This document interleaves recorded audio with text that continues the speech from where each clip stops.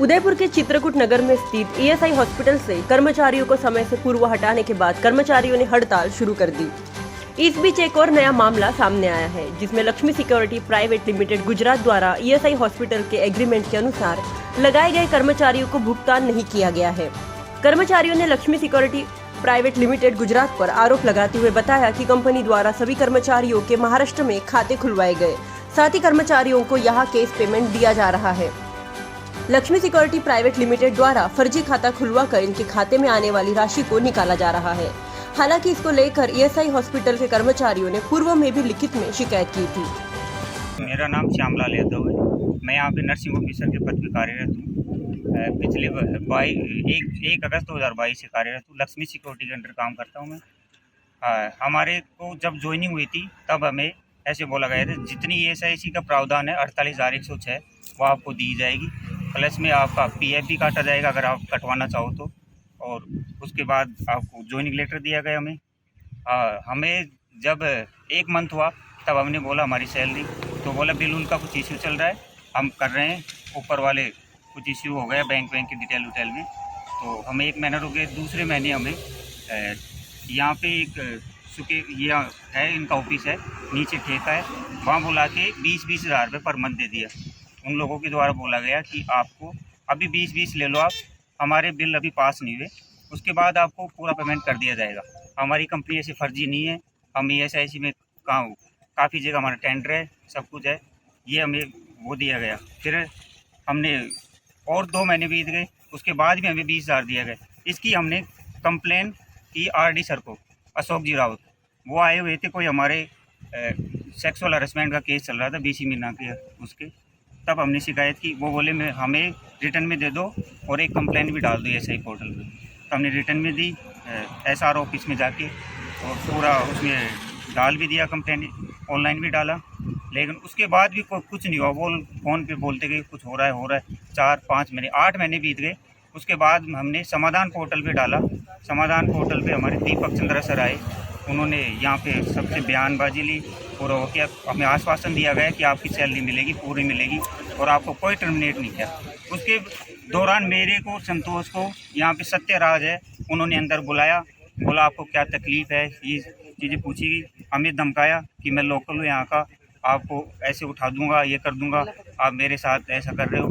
फिर हमने तब भी चुप रहे। हम सोच रहे कि कर रहा है प्रशासन, कर रहा है, तो चंद्रा सर पे हमें भरोसा था, उन्होंने हमें भरोसा दे रखा था। उसके बाद उन्होंने बोलेगा अगर आपको टर्मिनेट कर दिया जाएगा, हमने बोला सर टर्मिनेट करेंगे, बोला अगर आपको टर्मिनेट कर दिया जाएगा इनको 45 दिन की सैलरी विदिन 3 दिन के अंदर दी जाएगी, और आपकी 2 महीने की ये तो दी जाएगी, और पुराना वो है आप कोर्ट से ले लेना, कैसे लेना वो आपका काम है। उसके 2 दिन बाद ही हमारे को टर्मिनेट कर दिया गया, घर पे टर्मिनेशन लेटर भेज दिए, कोई पता नहीं, कोई वो नहीं। उसके बाद हमने यहाँ पे वो कंप्लेन की, मैम सब ने ये बोला कि आपके वहाँ भेजे गए, यहाँ से कोई लिखित में ऑर्डर नहीं आए, तो आप ड्यूटी करो। हम लोग ड्यूटी करने लगे।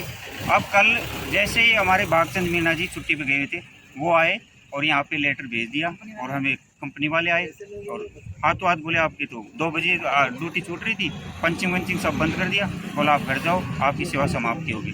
तो का घेराव किया, उन्होंने बोला अभी तो हम दे देंगे, सैलरी के लिए मना ही नहीं कर रहे, लेकिन कब देंगे ये चीज़ हम बता नहीं सकते।